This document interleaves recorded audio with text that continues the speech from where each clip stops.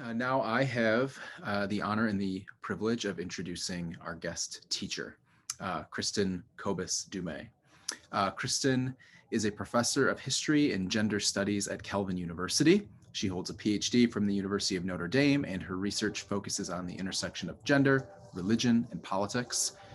She has written for the Washington Post, Religion News Service, Christianity Today, Christian Century, and has been interviewed on NPR, CTV, the CBC, BBC, and by CNN, the New York Times, The Economist, and the AP, among other outlets. She hasn't been to Open Circle yet, but we're going to take care of that this morning. She blogs also at Patheos's Anxious Bench. Her most recent book is Jesus and John Wayne, How White Evangelicals Corrupted a Faith and Fractured a Nation. This is a study of white masculinity and evangelical views from the Cold War to the present, culminating in the election of Donald Trump.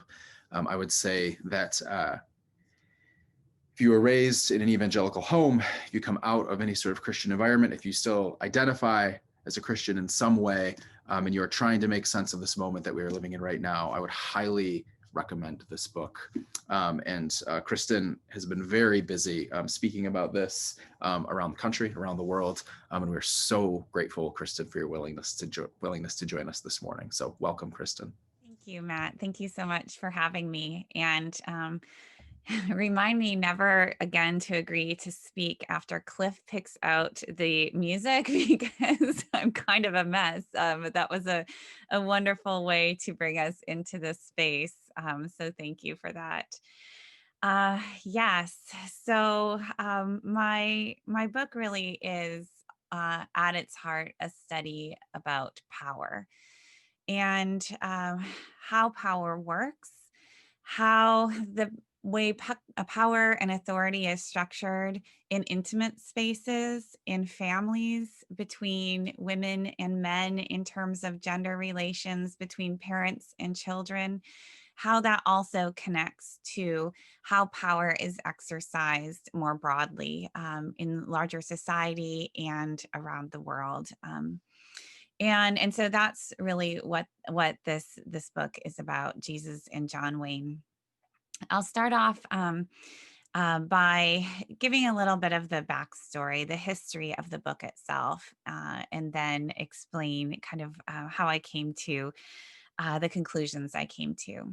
So the book actually started, even though the book itself begins with Donald Trump and then he disappears until the last 50 pages. So it's not a book about Trump, but he does appear on the first page. But the research for this book started long before I had any inkling that Donald Trump would be, in some ways, the culminating chapter. It began around 15 years ago when I was teaching a class in US history at Calvin University, where I still teach. And I had a little unit on Teddy Roosevelt. And I thought this was a great way to introduce students to an understanding of gender and how gender works. And Teddy Roosevelt is this great example because he was all about masculinity, and I could show how his conception of a particularly muscular masculinity was linked to changing economic circumstances, was very closely linked to ideas of race, and also to the US military and to ideas of American power and US imperialism. And so I gave this lecture and I thought it went well. And then after class, a couple of guys from the class came up to me and said, Professor Dumais, there's this book that you really need to read. And it was this book, John Eldredge's Wild at Heart. And if you come from an evangelical background and if you are of a certain age, you will know this book. Chances are you've read this book, probably in a Bible study or in a church, a small group. And I took my students' advice and I read the book and I saw immediately what they were talking about. The book opens, it's a Wild at Heart, Discovering the Secret of a Man's Soul. It's a book on Christian manhood that was published first in 2001. And it opens with a quote from Teddy Roosevelt to set up this ideal of a very militant, muscular Christianity. Eldridge writes that God is a warrior God and every man is made in his image, and that every man has a battle to fight and a beauty to rescue. And so it was this thoroughly militaristic and militant conception of Christian manhood. And it turns out this was not the only book. This one was the most popular. It would go on to sell more than 4 million copies. And it spawned this kind of cottage industry of copycat books, all promoting a very militant and often militarized conception of what it meant to be a Christian man. And this was interesting to me in a couple of ways. First of all, this was when I came across this book. It was maybe 2005, 2006, and this was during the Iraq War. And so we were seeing survey after survey showing us how white evangelicals were outliers in terms of their support for the Iraq War, in terms of their support for preemptive war in general, in terms of they were far more likely than other Americans to condone the use of torture, and proponents of a very aggressive militant US foreign policy. And so, like I had been teaching my students when it came to Teddy Roosevelt and understanding how ideas of gender, of masculinity could influence and structure all of these other ideas, I became really curious about how that might be working in the early 21st century in U.S. evangelical circles. So I started to explore that, but I was also curious because white evangelicals tend to self identify as Bible believing Christians, right? The authority of the scriptures is just right at the heart of their identity. And they will suggest at the very heart of their faith. But what I saw when I read this book and so many others was that the Bible was actually not quoted all that often, and when it was quoted out of context, to say the least. Instead, for models of this Christian masculinity, authors were really looking outside of the Christian scriptures and instead looking to Hollywood movies, to mythical warriors, to soldiers and cowboys. And Mel Gibson's William Wallace from the movie Braveheart was one of their all-time favorites. But I was surprised to see that over and over again, the actor John Wayne was popping up as really a kind of model, an icon of American masculinity and Christian masculinity. And for white evangelicals, Christian and American are often conflated. And so that also struck me as significant, that these were largely secular models of manhood that were then being embraced and promoted as biblical, as Christian. So I began looking into this topic for a time. Again, this was more than 15 years ago. And then at a certain point, I set the research aside for a couple of reasons. I had a lot going on. I was writing another book on the history of Christian feminism. I had a couple of kids, and but I also had a couple of questions about the research, or kind of problems. And one of the issues that I had was honestly what I was discovering when I was reading this literature on Christian masculinity that white evangelicals were producing. I found it incredibly disturbing, incredibly disturbing. This militancy and militarism, it did not seem Christ-like to me, and it was accompanied by misogynistic teachings, deeply so, and with a tinge of white supremacy. And related to that, I had a hard time discerning just how mainstream all of this was, because again, what I was reading was so disturbing. And I was wondering, is this some fringe movement? And am I going to be, I don't know, writing a book and then shining this bright light on what may well be the darkest underbelly of American Christianity? And is that what I need to be doing? Again, I was busy with other things and I decided to just set the research aside for a time, always intending to come back to it. But one thing led to another, and I got involved in another project, and it was just sitting there. But I didn't entirely abandon it. I didn't forget about it. I continued to pay attention to many of the men who had been writing these books and promoting this very militant masculinity. And what I saw over the years is one after another of these evangelical men who are promoting a militant conception of Christian masculinity became implicated in scandals. This does not apply to John Eldridge, let me make clear. But many other men, scandals that involved abuse of power and very frequently sexual abuse.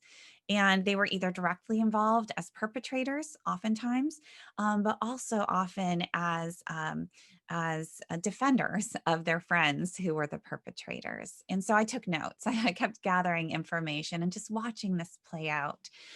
And then I'll jump ahead to the fall of 2016. And this is when, of course, by that time, we were seeing white evangelicals strongly supporting then candidate Donald Trump. And about 4 years ago, exactly in the fall, October of 2016, we had the release of the Access Hollywood tape. I'm sure you recall. And the world kind of stopped, and all of the focus became centered on white evangelicals, on Trump's white evangelical base. Would this be a step too far? Here we had Donald Trump on camera boasting about sexually assaulting women. How would family values evangelicals, the moral majority, respond? Surely they couldn't stand behind Donald Trump with this. But of course, we know that they did. A couple of individuals wavered ever so briefly, but within a week or two, all of those who had been supporting Donald Trump were back promoting and supporting him. And then, of course, the election, we saw that infamous 81%, according to exit polls, of white evangelicals who supported Trump. And at that point, the narrative was, how could they? How could family values evangelicals betray their values? But I knew from the research that I had been doing that that was not the right question to ask. That was not the right narrative here, because we had seen this before. We had seen this countless times. We had seen white evangelicals support and defend and excuse and forgive abusers, men who had abused their power, sexual abusers. And it was at that time that I dusted off that old research and decided the time had come to write the book. And the question of was this fringe or was this mainstream had been resolved for me, and so I set about writing this book. Now I'm a historian, and so I really wanted to trace where this came from, where this ideology that to me seemed so much the antithesis of biblical teachings, of the image that we have of Jesus in the scriptures. How did we get a conception of Christian masculinity, of biblical manhood that was so far afield from what I thought the scriptures taught us? And so I looked back to history. And what I discovered was that the early Cold War era was a really critical moment historically where we see some of these strands together. Come together. At that point, we see evangelicals who had felt marginalized, who were largely disconnected, flourishing in their local spaces, establishing Bible colleges and organizations and churches, but really not unified and not at the center of American power, certainly. In the early 1940s, they decide to consolidate, to come together in the National Association of Evangelicals, and they make plans.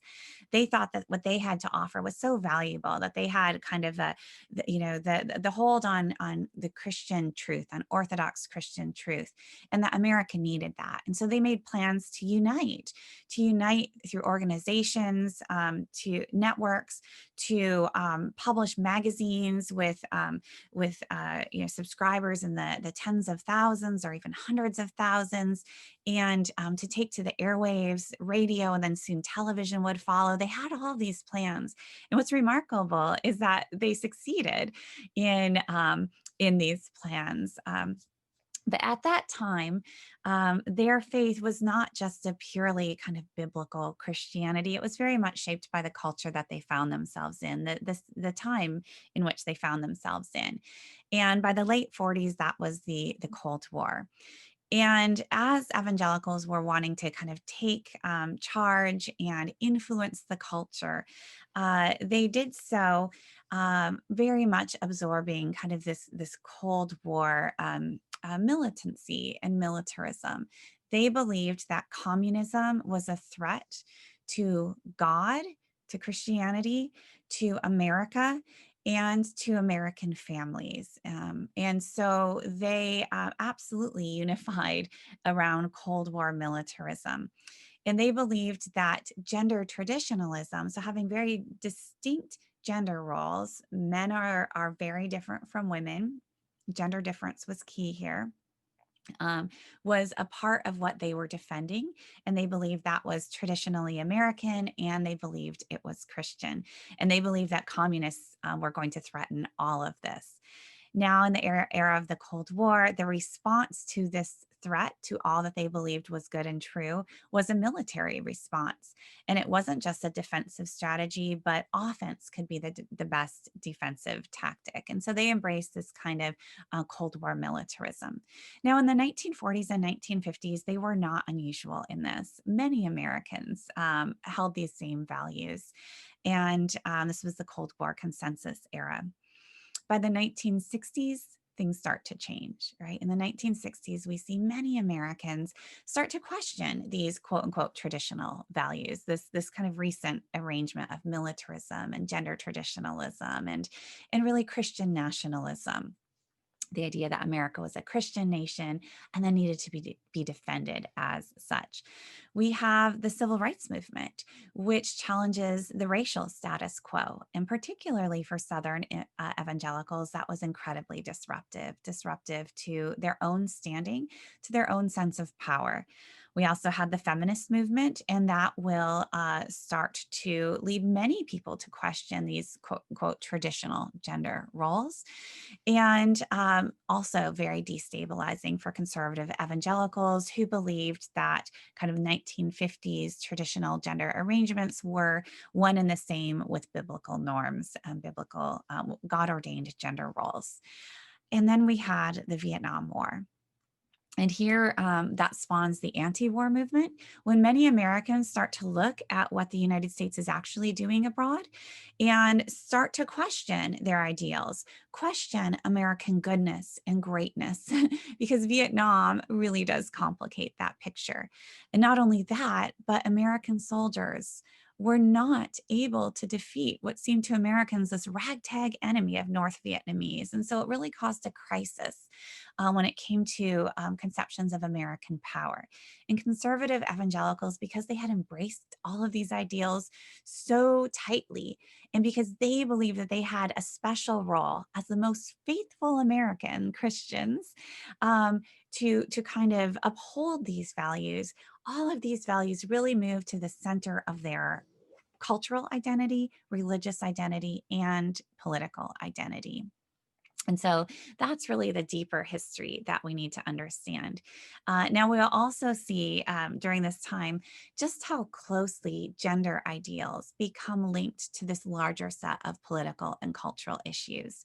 And when I went back and looked at the writings of evangelicals, and again, if you've moved in and out of evangelical circles, you will know that they love to write about gender and sexuality, and that this is, there are millions of books that have been written, and some of them selling millions of copies on what it means to be a Christian man, how to be a Christian wife, and so on. What I saw when I went back to the 1970s, when this family values evangelicalism really starts to take hold, it was just how tightly conceptions of proper Christian manhood were linked to Christian nationalism and to American militarism. So you'll have people like Jack Hyles, independent fundamental Baptist, explicitly making this link in his book How to Rear Children. It was a crisis that American men were not strong enough to defeat the Vietnamese. And the problem could be traced back to American feminism, that American feminism had emasculated a generation of American men. And so it was up to evangelicals, the faithful remnant, not just to preach the gospel, to evangelize in terms of Christianity, but also to shore up the strength of American men. And this is the how to rear children. So you make your boys play with guns and other boys and not girls and not dolls. Otherwise, they're going to grow up to be homosexuals, in their words, and also emasculated. And so they would not be able to defend America. Um, and conceptions of authority were very important too. You'll have James Dobson echoing many of these same themes. Dare to discipline. You need to discipline your children. You need to establish clear lines of authority and submission. And those are gendered lines of authority and submission. And then you need to, yes, raise strong boys. And so let them play with guns, toy guns when they're little, then teach them how to use real firearms just as soon as you can. Toughen up a generation of American men, boys into men, and that is the Christian parents' responsibility. And you'll see the same thing in writings on how to be a Christian wife and how Christian women should act. And they need to submit themselves to the authority of their husbands and train up strong young boys so that they can participate in this defense of Christian America. So these intimate details, sexuality as well, which I don't have time to get into here, that I deal with in a lot of detail in the book, which is then linked to the sexual abuse scandals that come later, is also very tightly connected to these authoritative power structures of dominance and submission. Anyway, this is what I was finding when I went into the past. And suddenly, all of the kind of current set of values started to make a whole lot more sense. In the book, then I kind of trace this history through the 1980s with the presidency of Ronald Reagan. John Wayne pops up with regularity. And then into the 1990s. The 1990s are a really interesting period because we have the Cold War coming to an end. And all these arrangements are kind of up for grabs, right? The Cold War's done. Do we have an enemy? Do we need this militancy?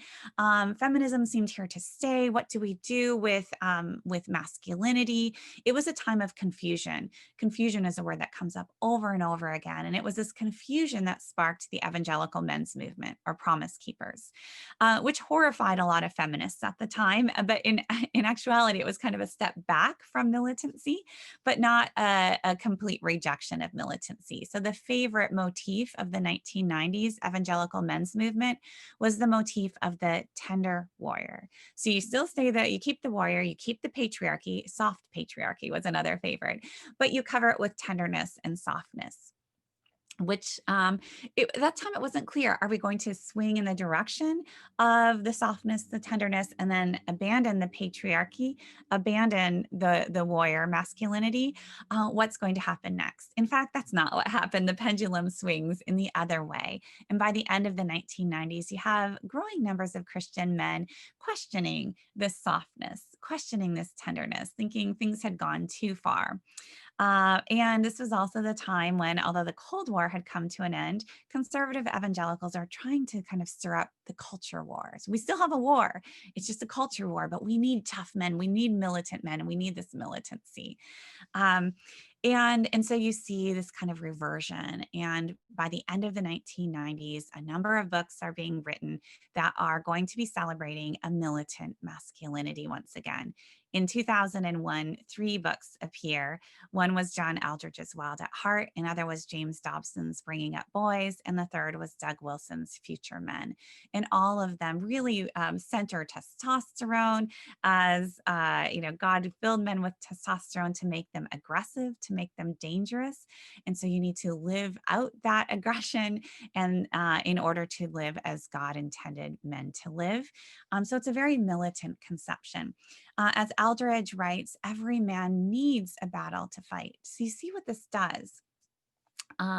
To be a proper Christian man, you need a battle to fight. And what do you need? If you're looking for a battle, you need enemies, right? You need an enemy to fight. And so there's a constant need to identify or generate enemies or potential enemies. And so this idea of masculinity requires and perpetuates this us versus them mentality. It is not a faith that sees the other as your neighbor. Love your neighbor as yourself.